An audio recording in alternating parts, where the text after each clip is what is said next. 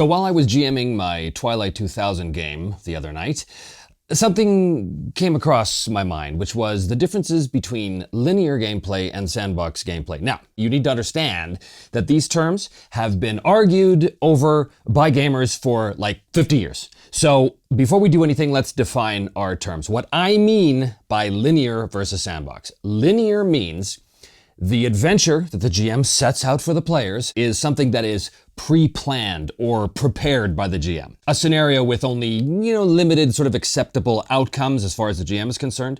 We're talking like an adventure module where you buy it and, the players have to explore a certain tower. Well, a linear adventure means that they're going into that tower and they're probably not going to go anywhere else because the whole point of the adventure is to go to the tower. That is a linear adventure. Now, a linear adventure taken to its most negative extreme is, of course, a railroad. And a railroad means where nothing that the players do matters because the GM is gonna tell a story. Damn it. There's gonna be a way that this thing works out, and that's the end of it. The players are just along for the ride, hence the name railroad. Whereas a sandbox means that the characters are allowed to go and do anything within the bounds of their characters' capabilities. It is an open world. They can do anything they want. If there's a tower over there, they can ignore the tower completely and decide to go explore the mountains. Or they can decide to go and start a mining company with the dwarves or whatever. The point is they can do anything they want. The characters are responsible for making their own stories. There are no plots.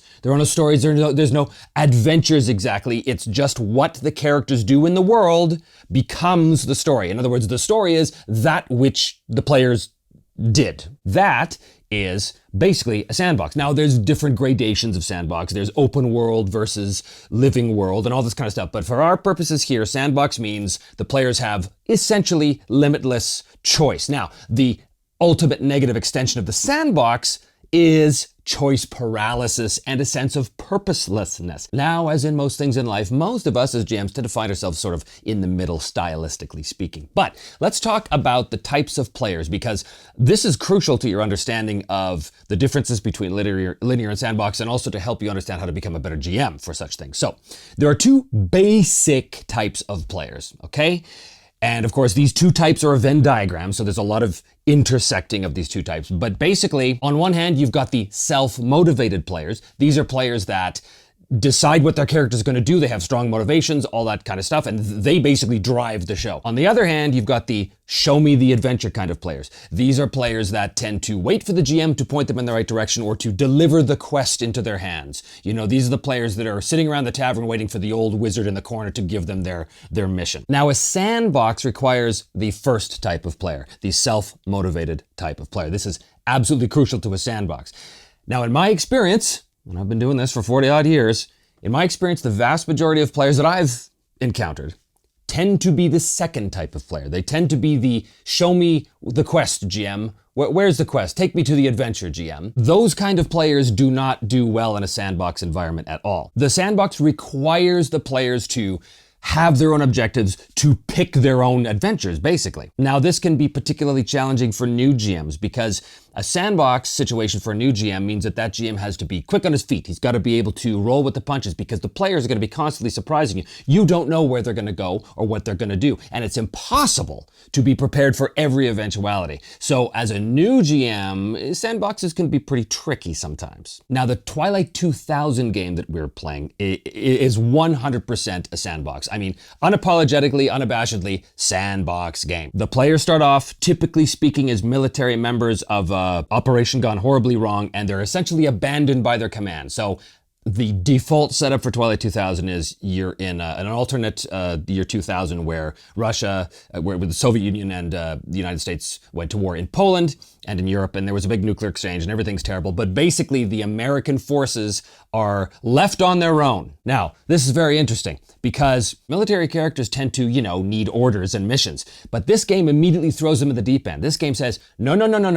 There's no order. There's no mission. You are literally on their own. That's the first thing they hear to start the campaign is orders from high command, which is, miles and countries away, saying, good luck, you're on your own.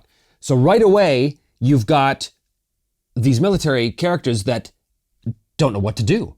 Well, this is a very interesting analogy to the difference between the two types of players because Imagine that the American soldier characters at the beginning of this game are the second type of player. They're the show me the adventure player. They're used to being told what their mission is. Well, all of a sudden, those players get thrust into a sandbox scenario where now they are literally paralyzed by the choices in front of them. This is a very interesting thing. And one of the revelations that we had about Twilight 2000 is because I'm playing this game largely with actual military players, like players who have experience in the military, in the US military, they themselves are also waiting to be told what the mission is. So we had these players who are kind of waiting to be told what to do, thrust into a situation where no one is going to tell them what to do. We had show me the adventure players thrust into a sandbox. And it took several sessions for them to figure out that, wait a minute, there really are no orders forthcoming. And at that moment, there was this revelation. We really are on our own now. There is no mission. The only mission is that which we decide for ourselves. And it suddenly becomes a really brutal survival game, which is the whole point of that game in the first place. So the game system in Twilight 2000 actually supports this really well because it's a survival game, like right down to you have to find food and water every day or else you'll starve to death or die of dehydration or something.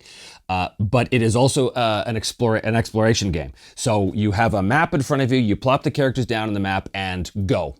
That is about as sandbox as it gets.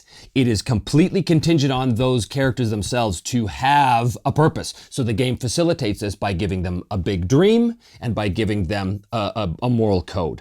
These are things to sort of help the players ground their characters in this particular reality. A big dream is basically just a super objective. Like, I want to get home one day, let's say. So everything you do, if you're pursuing that big dream, there's actual system awards for that. So just like in any sandbox, Twilight 2000 that has no central plot, no central story. There's no adventure there. The adventure, the gameplay, arrives completely organically, or derives rather completely organically from the experience of exploring this place freely and having to deal with all of the consequences of your actions or whatever they may be, totally without guidance. Now, that said, what I try to do is, in those random events that they encounter, when there's an opportunity for me to try and tie some aspect or detail of that random event into one of the characters' big dreams or their moral codes, to challenge those moral codes, I take that opportunity. Why? Because in a sandbox, it's very easy for characters to feel lost and purposeless. So I try and facilitate that by having a situation where, if they randomly come across a bunch of marauders attacking a farm, let's say, and one of the moral codes of the characters is always defend the weak. If the encounter says that they come across a bunch of marauders attacking this farm, and the farm is filled with a bunch of ex-Polish soldiers who are defending themselves from the Soviets, sure, but I could tweak that and say, oh, no. There's also women and children inside, and they are terrified, and maybe the matron of the house, the mother, is wounded, and she's going to bleed out because she was shot by a Soviet. So now that ties into that particular character's moral code, and now that pulls them into that scenario. So it's still a randomly determined scenario, but it also engages the characters, right? It makes it personal. It makes the random personal, and that's very important. Now, you have to be careful. You don't want to do that too much, because if you do that too much, it becomes contrived. Suddenly, every random event is really tailored towards the fact that my character wants to defend the weak. It's not believable. So it's like a spice. You use it sparingly, just for flavor here and there. You don't dump all the spice into the stew, right? So let's come to linear games, linear modules, things of this nature for a moment. So linear games are pre-planned scenarios that typically have a plot or a story. This is, the way it is. Now, it doesn't necessarily have to be a story. A linear adventure could simply be, there is a dungeon. The objective of the module is to get in the dungeon and get to the end and get the thing. Rescue the crown of kings or something like that. That's a linear adventure, but it's not a railroad necessarily. It's just a linear adventure. This is the thing you have to do, and there's only so many realistic ways you can do that. These kind of adventures tend to be very satisfying to run, or they certainly can be, because it's much more contained and controllable. That's why it's easier on a GM to start with a more linear kind of adventure, rather than having the players have total freedom. They can do anything. That could paralyze the GM too. I don't know how to handle this if the players decide to leave their little confines of their village or something like that. So a linear adventure is a good thing to do if you're kind of cutting your teeth as a GM, I think. But with a linear adventure, it can also run the risk of kind of taking away the agency of the players, and you never want to do that because you as the GM control literally everybody in the world. The players only control their characters. Their character is their conduit through which to explore and experience that world. Don't do anything to take away that power from them. Allow them to retain their agency. Allow them to retain their choices, to make sure that their choices matter. That is absolutely crucial, whether you're talking a linear game or a sandbox game. I mean, that's the whole reason why we play these games, is to experience a world and to have some effect on that world, right? That makes us feel as though we're part of that world. We're not just watching it. If we were just watching it happen, we'd read a book or we'd watch a TV show or a movie. But no, this is a role-playing game where we can engage actively with the world. And what that means is our choices have to matter. Now, that doesn't mean that everything the players do needs to succeed. Not at all. But they have to know that no matter what they do, their choices are going to have consequences and there's going to be effects. And that goes for either linear or sandbox. That's across both of them. And as an aside too, with a linear game, I mean, I used to run a lot of games when I was much younger, very, very linear, very story-based. This is the story, this is the plot, these are the bad guys, this is clearly how the characters are going to engage with this. And you kind of force characters, not down a railroad exactly, but down sort of a canyon, with twists and turns, but it's still just a canyon. Well, yes, that can be satisfying, but it can also make the players feel like, okay, well, their choices don't really matter. And also as the GM, it can be boring, because I realized as a GM quite early that I don't want to know what's coming. I don't want to know what's happening. I want to be as surprised by the players' choices as the players are by the developments of the world around them. So now the question is, which is better, the linear style or the sandbox style? Well, like in everything in life and like in everything in these games, it's a matter of style and it's a matter of taste. Obviously, some people will very, very heavily favor the sandbox style game. You see a lot of that in the OSR community, the old school Renaissance community, where they're trying to replicate the style of game that existed mostly in the 70s. But then you get the other people who, no, story's everything. It's all about story. And these people are, whether they know it or not, they're replicating what happened with the modules, the D&D modules of the mid 80s when things like Dragonlance came out, where now it was about following this epic story and being part of it. I tend to find that the most workable style is somewhere in the middle. So I came to the realization, I arrived at the point where I used mostly something called a limited sandbox. So a limited sandbox is the characters typically are in a small environment, a small manageable environment. So to take one of my Harn campaigns, the characters were serving marcher lords. They were serving a lord who had a fief on the edge of the kingdom, basically, on the wilderness. And they were all there specifically to serve the lord. One was a knight, another was, I think, he was a yeoman of the lord, so he was like his hunter kind of thing, and another one was a Shekbavar, a wizard that was there kind of to spy on him, but that's a whole other thing. The point is, they were all there. They all had purpose. They all had a reason to be in this area. They all had a reason to be serving this lord. Now, within this environment, there were all these sort of quests and missions and things that had to be done, and it was presumed that the characters were the ones who needed to do this.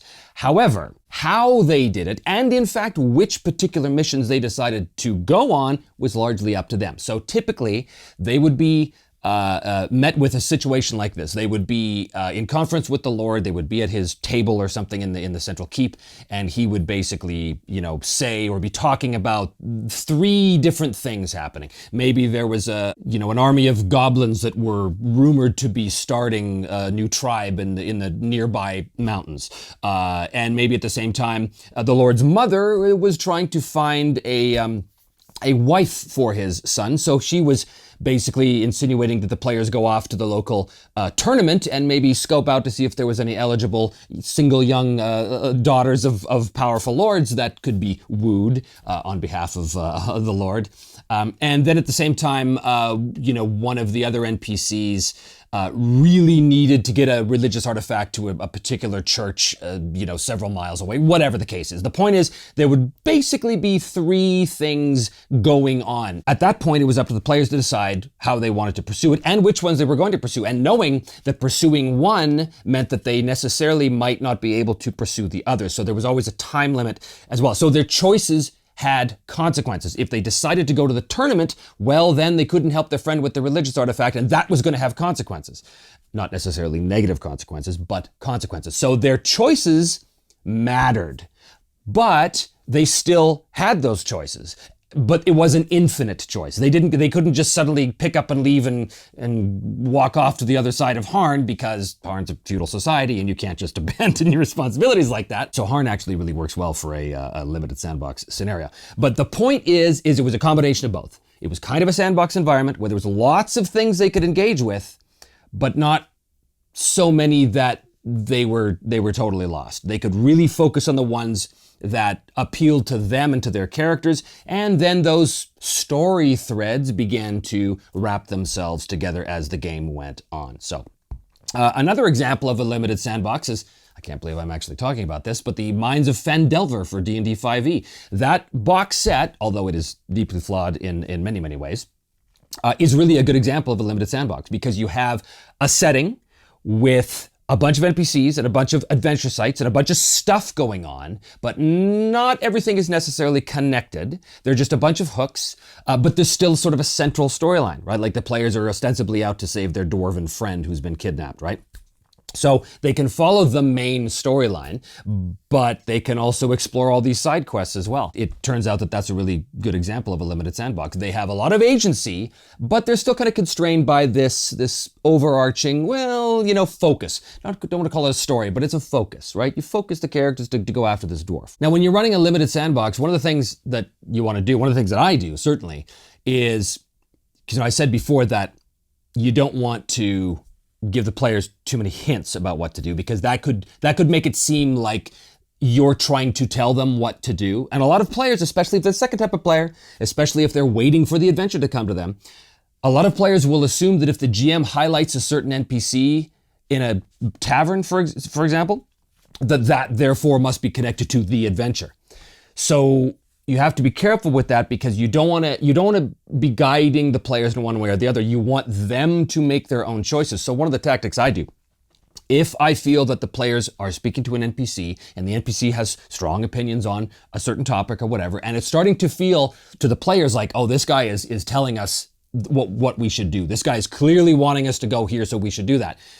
I might have another NPC argue in favor of the opposite viewpoint. So now the players know, okay, well, this isn't just the GM trying to get us to go off and do this thing, because now there's this other NPC, also played by that same GM, who's telling them to do the exact opposite thing. So again, it comes back to them. They need to decide what it is that they want to do. They need to have their agency, and you need to give it to them. And now we come to something that is absolutely crucial. Regardless of whether you're playing in a linear kind of style or a sandbox kind of style, the characters need to have objectives. They need to have things that they are pursuing. They need to have wants and needs and desires, because if they don't, they're not characters, they're boring.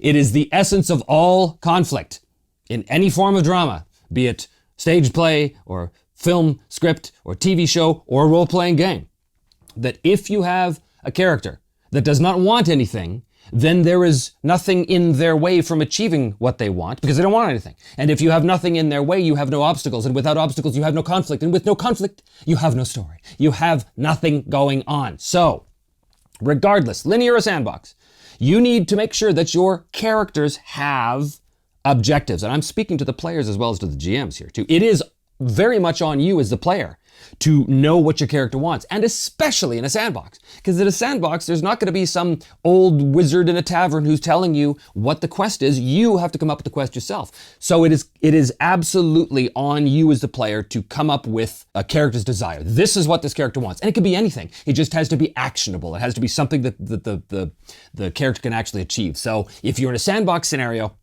you might say that your character really wants to explore the far northern mountains, or really wants to take revenge on the guy who killed his wife, or wants to discover the lost secrets of the sunken dwarven kingdom that fell into the sea 1,000 years ago. It doesn't matter. As long as it's tied into the setting somehow, that'll give your GM hooks about what to sort of, design for you, and it'll also give you something to do. And that is so crucial. And if you're in a linear style game, typically the GM is going to give you those hooks. Typically the GM is going to say, the old wizard in the corner of the tavern comes up to you and says, aha, yes, well, I have a quest for you, and I'll pay you 100 gold pieces if you go and slay the dragon. Haha, okay, well, now the players know what they have. But they know what they have, and they know what they want to do. they have an objective. We have to go slay the dragon. Whether it's because an NPC gave you the objective or you chose the objective yourself, doesn't matter. You have to have it. All of the truly great campaigns that I've run as a GM have ultimately been limited sandboxes because I have found that that style gives the best of both worlds. You have a living, breathing world that is responding to the player's actions, and there's a lot going on that isn't necessarily about the players. But you also have parts of that world that are interacting specifically with the wants, needs, and objectives of those particular characters, the player characters. Because in the end of the day, the player characters are the main characters. They are the ones through whose eyes we see this quote-unquote story, right? So that it's absolutely crucial for their sense of agency to know that their choices matter and that they are affecting the world. And I'm sounding like a broken record here, but there's a reason for that. I keep repeating these things because they are absolutely crucial to know how to GM a satisfying game for your players. Anyway, these were just some post-session reflections I was having on the whole nature of linear versus sandbox and my many, many years of experiences in both of those styles. And of course, ultimately arriving at the style in the middle, the limited sandbox. But what about you? What kind of experiences have you had with linear games or sandboxes? Or perhaps you disagree with my terminology, and I know there's going to be a bunch of you that do, and that's okay. You're all allowed to be wrong. But feel free to comment below and get a conversation going about the topic, because I think it's pretty interesting. Otherwise, thanks for joining me here today. If you want to help support the channel, please do hit like and subscribe. It really does help us out. Or if you want to support us on Patreon or join the channel here, there's all kinds of perks involved.